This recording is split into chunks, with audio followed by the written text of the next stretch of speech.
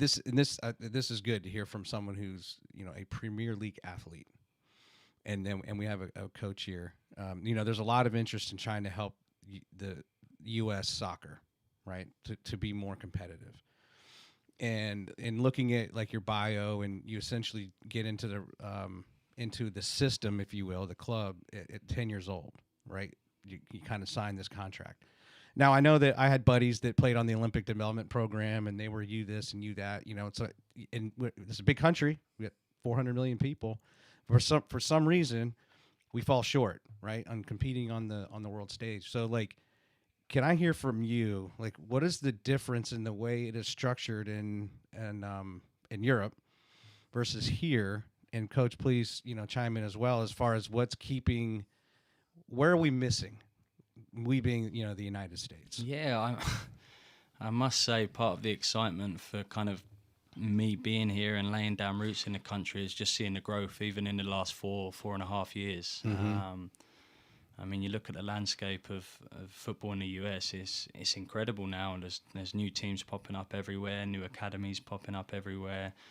They just announced Connecticut. Yeah, right. It's fantastic news. So, I mean, stuff like this is great, but then working in the academy system at Atlanta, getting to see that when I first come over to DA and you go to these big events. I've just come back from Arizona where I saw Nashville's under-17s and U15s play, but just so many players, and not just so many players, so much talent out there. Now, I think the biggest challenge for the US is just finding a real good structure and what's going to work.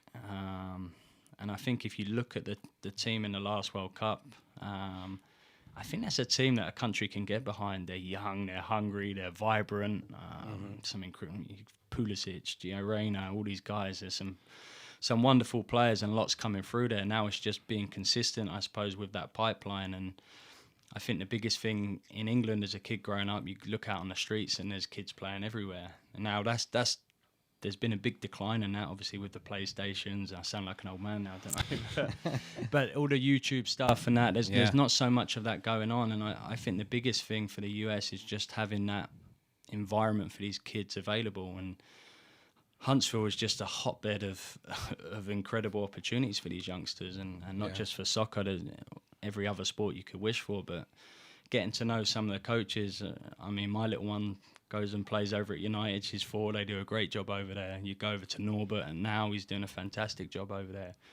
Very close with Clay over at Hampton Cove. And like, you see all these guys and putting so much effort into trying to help these guys on their journey. So in terms of seeing the growth in that from when I first come over 4.5 years ago, it's been incredible. And if you look at the World Cup coming in 2026, as I mentioned already, that US team's a young team that they've got some superstars that the country can get behind. I think it's only going to snowball and get bigger and better. What do you think, Coach? Yeah, I like a lot of what he said there. I think for me, I got to go over to see some of the teams. I got to go through Chelsea's locker room. It was my first one. And then I thought, wow, this is amazing. But then when I went through Arsenal's, and then I went through Manchester United's, and then I went through Manchester City's, I was like, man, Chelsea really needs to step up this locker room game that they have going on here, right?